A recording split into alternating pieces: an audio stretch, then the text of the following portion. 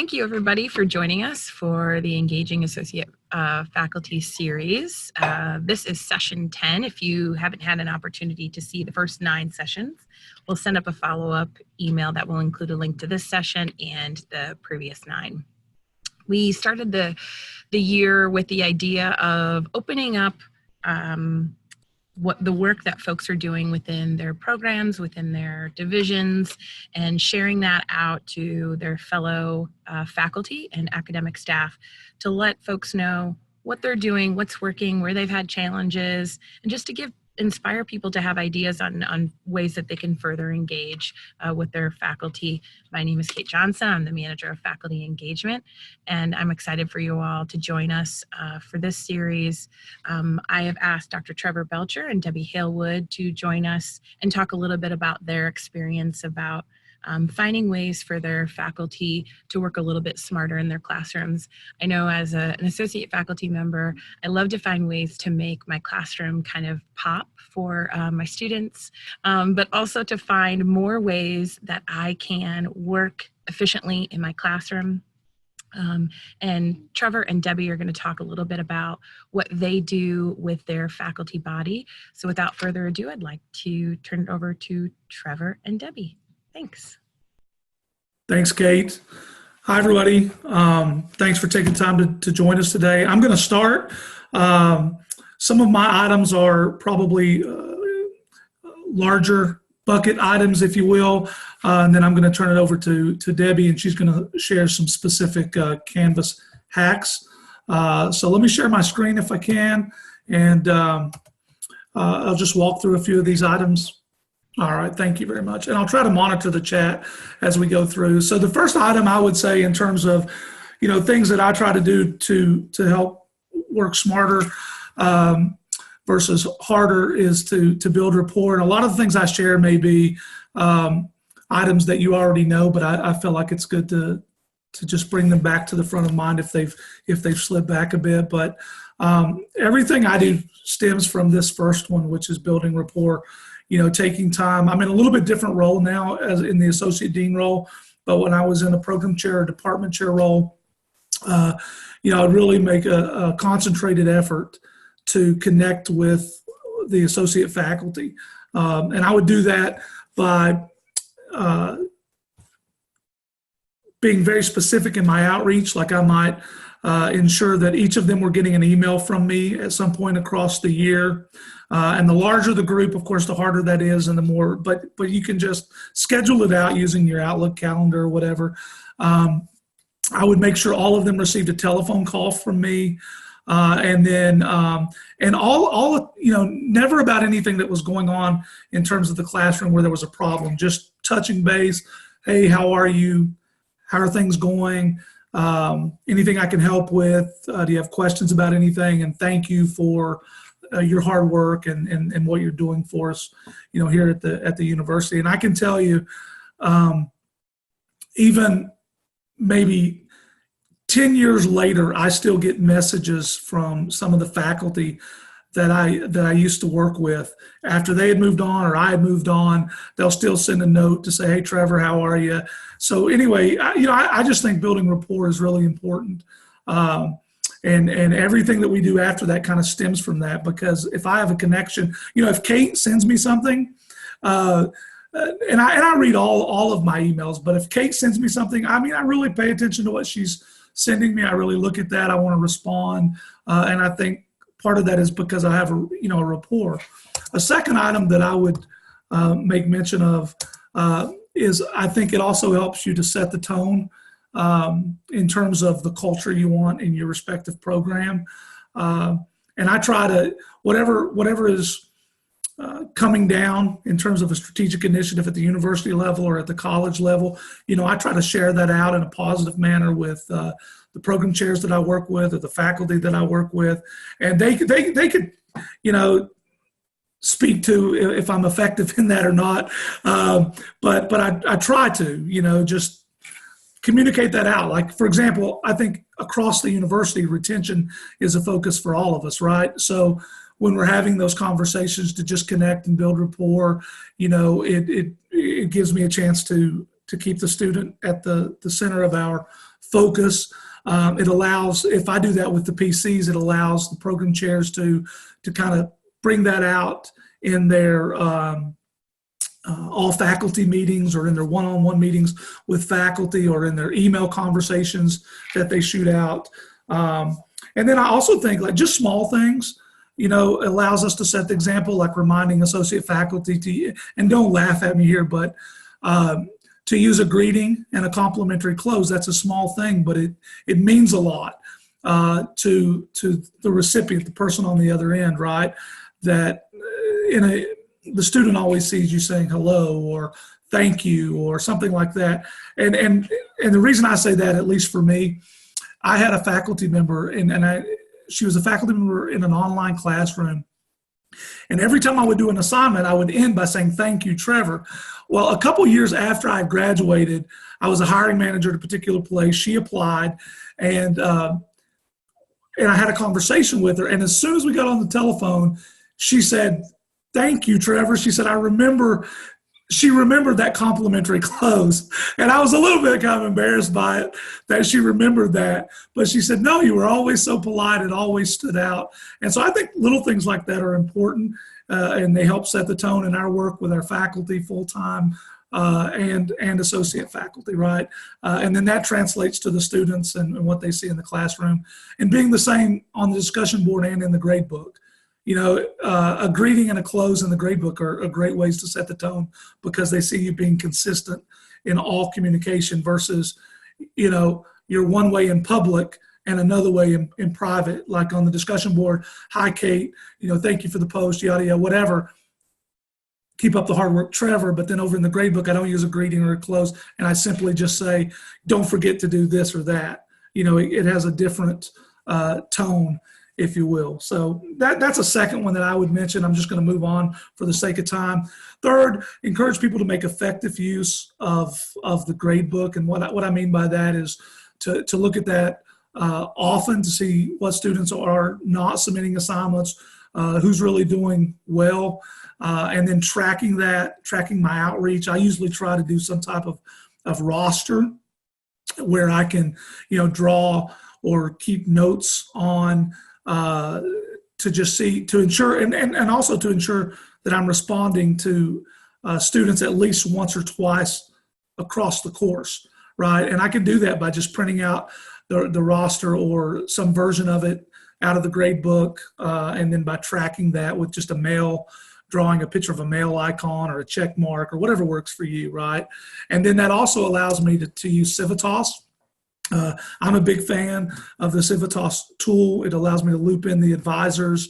I try to send messages to students who are doing well, those who are kind of middle of the road, to help them step up to like the next level, A or B level, and then those students who are struggling. Anyway, Civitas is another effective tool. Karen, I see your comment. Yeah, you can't stand phone calls. And I really think you have to tailor this to your personal style. If you are a manager or a faculty member, or whatever the context, find what works for you to build that rapport. And if it's not a phone call, then what does it? How can you come across? Is it a video? Is it, some other type of message, that kind of thing.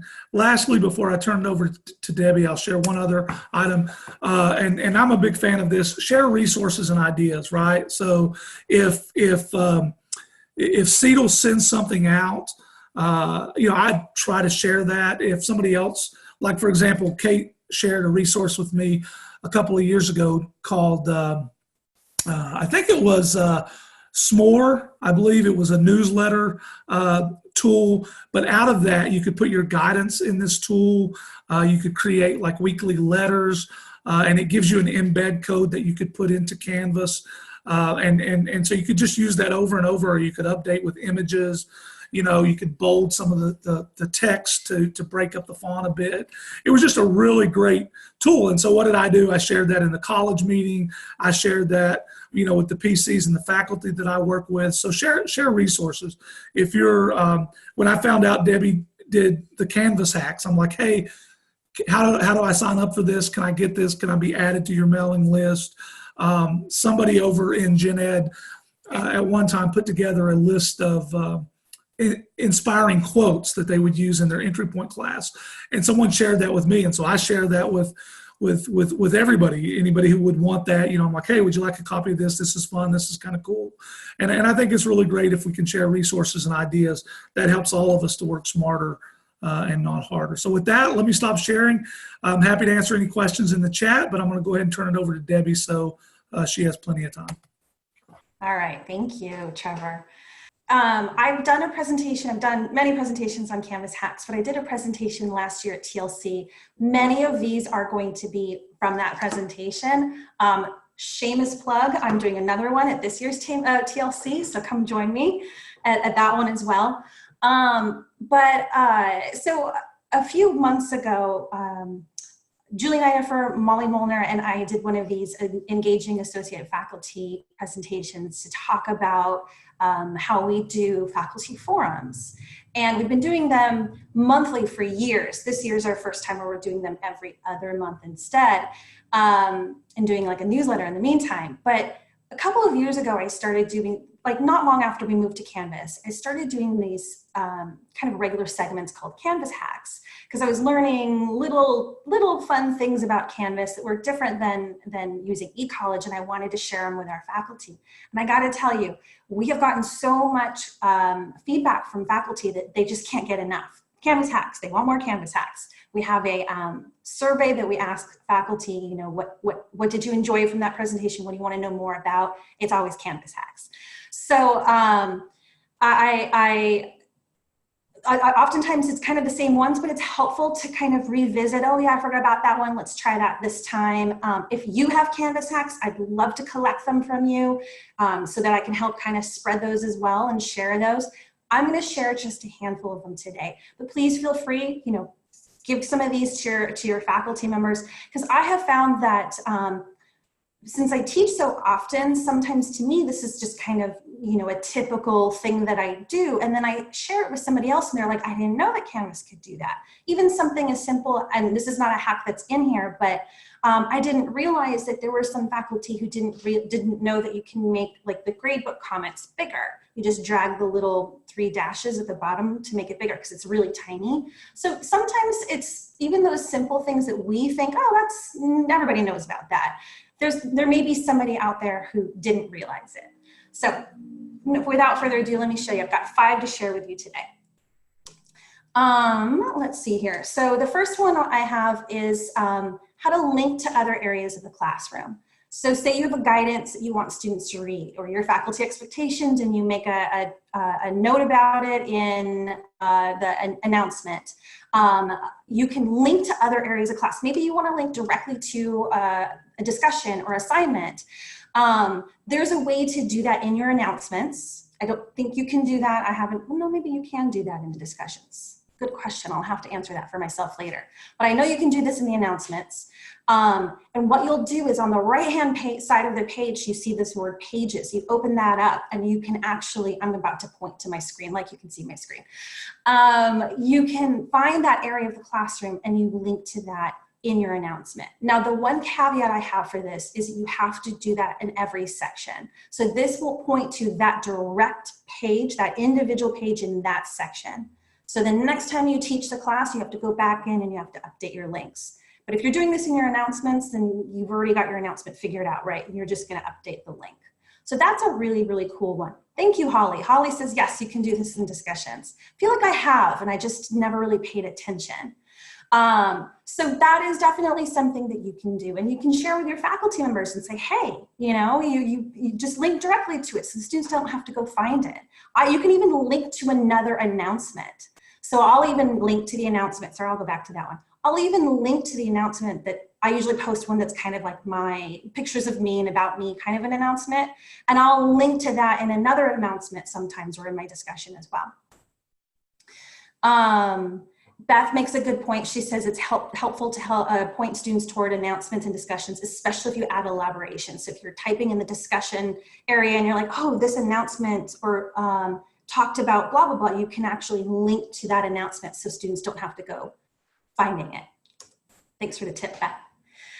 Hack number 2 is a SpeedGrader keyboard shortcuts. I use these a lot, especially the J and the K. Just because there's a lot of buttons in speed graders, it's kind of annoying to have to like kind of grab your mouse and then click and then click and then click here and then click to the next. So the J will go to the next student, the K will go to the previous student. And I actually like doing that at the end of grading as well, to just click through to make sure that I posted my comments. Because you know, if you don't post it, it has a little asterisk. It's a nice way to just double check that those have posted. You can get to it by clicking the little, looks like a little keyboard in the top left-hand corner, that icon in the top left-hand corner. All right, hack number 3 is using Grammarly. It's not really a hack, but we always remind our students, use Grammarly. Grammarly is amazing, Grammarly is wonderful, but I think a lot of our associate faculty don't realize that they can use Grammarly. It's available to them as well. So I like to remind our faculty, because especially since we don't really have like a spell check or a grammar check embedded in Canvas or Waypoint, it's helpful to have Grammarly and to use that. And then I have the extension from Chrome, which is why I have that little screenshot there. And that can be very helpful too. So definitely recommend and encourage our faculty to use Grammarly and install that as an extension as well. I'm seeing, rather than questions, we've got a lot of people in the chat who are like, yes, I do this too, I like this too. So I'm glad these hacks are getting out there and people are using them as well. So hack number 4, creating a notes column in SpeedGrader. Now, personally, I use like actually use a Google spreadsheet. Then I can go back and forth between browsers. I can go back and forth between computers, but I know our associate faculty, not all of them will use a whole spreadsheet to track everything. But if you have somebody who doesn't, but they need just to write a quick note, I don't know if they all realize that they can actually create a notes column in the gradebook. And then that way they can at least include really pertinent information about their students. So for instance, you know, a student has an accommodation or they approved a student for an extension, they can type that little bit of information in their notes and it lives right there in the gradebook. And that can be very helpful as just a reminder to themselves as well. So that's hack number 4. And last one for today. This one's a big one and I always like to share this one, and I'm really hoping that everybody knows this one by now because it's gonna just change your life.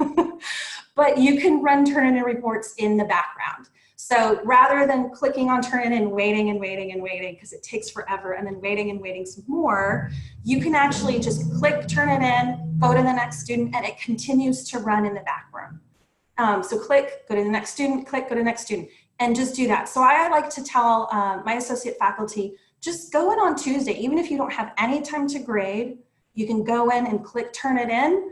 And then you've got something done. So when you come back, then it's already ran. And you may even want to cycle through a second time. So you click all the way through all the students and then cycle through a second time just to see the percentage match.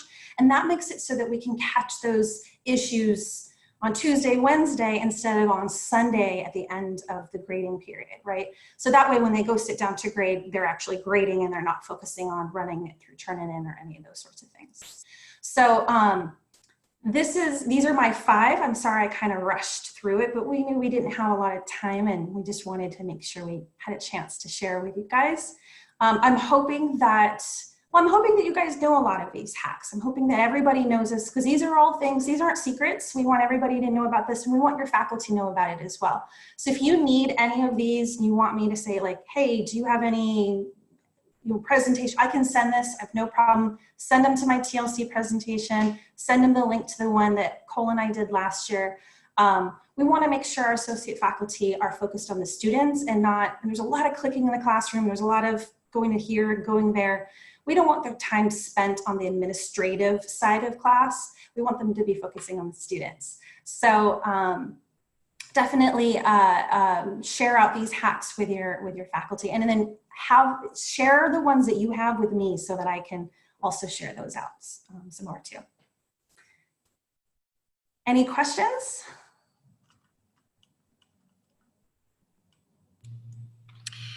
Debbie, Ted kind of alluded to this, but and you started to talk about it. Why do you put together the tips for your faculty? What benefit? What we're talking about a series and engagement. How do you feel like your faculty respond when you take the time to put together Canvas hacks or ways for them to work more efficiently in their classrooms? Sure. So like I was saying at the beginning, when we do our faculty forums with faculty, that's the thing that it seems to be the thing that our faculty want the most. They want to know what can they do immediately in the classroom, both instruction wise, and I leave that to you in terms of the subject matter experts, but also what can make their life a little bit easier. So for instance, this one that you're seeing right now, Canvas hack number 5, running, turn it in, that's going to shave off a lot of time for them. If they're the kind of person who clicks the button and then is waiting for it to finish and then to go on to the next student. Sometimes you don't realize how much time you're losing that could be put to something else. They could be upgrading their announcements. They could be, writing another email to a student, or they could be, hang out with their family. So our faculty, and the feedback that I've gotten from faculty is that it just makes them, it's kind of like the theme of our presentation today is it makes them work a little bit smarter and not quite as hard, right? And so our faculty, first of all, they keep coming back for more of these hacks. So right off the bat, just, that engages them, but also it shows them that, hey, you know what, we want to make sure that we realize that you're doing a lot in the classroom. We're trying to make it a little bit easier. We're trying to find ways that makes it easier for you. And we're sharing that out as well. So it's the whole sharing is caring idea. Yeah, and Debbie, I'd just chime in for Ted's question and say, Ted, I think rapport, helping associate faculty feel connected to their program, their chair, the university, can move them toward engagement and increased satisfaction. And I think Stacy kind of points to that in her comment. But I really see a lot of things stemming out of that, just cultivating rapport with those faculty members as an encouragement. I agree. And I think Mickey makes a good point too. He talks about time savers. It's something that we don't really talk about, I don't think as explicitly as we could be with faculty is faculty time management, right? They've got a lot on their plate. They're doing a lot of stuff. They're technically given 12 hours a week. We have some great high expectations for them. But these are some things that can help them manage their time a little bit better. If they're spending their time doing some things that are elaborate and we're saying, hey, you know what, let me give you a little hack for that, or let me give you a little something that's going to make that a little more efficient. Then again, they're going to have more energy and time to focus on the actual instruction in the classroom itself. Yeah, and in terms of sharing some of the resources and ideas, like the s'more resource that Kate typed in the chat earlier, I really see that as being a way, if you will, to help them engage and save time, because they can just carry that embed code over from course to course, if they will. They can update it quickly, those kinds of things. So yeah, I'm looking at Ted's comments over here and smiling. No worries, Ted. It's actually really funny because I was going to make a slide that showed actually some of those comments that I mentioned of the survey that we always, after we have a faculty forum, we always send out a survey to faculty. Like I was saying, things like, what was your favorite part of the forum? What was the least favorite part of the forum? What do you want to know more about?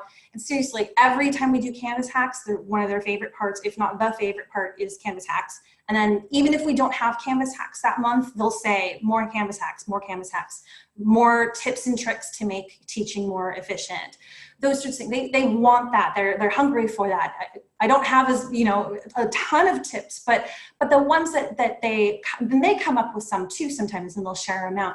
But I think that it validates that, that they what they're doing, we understand they're working hard for us, but also it's just, I think they see that we're showing them that they're part of that team too, and we're on their side. We want to help make their job easier in the ways that it can be easier.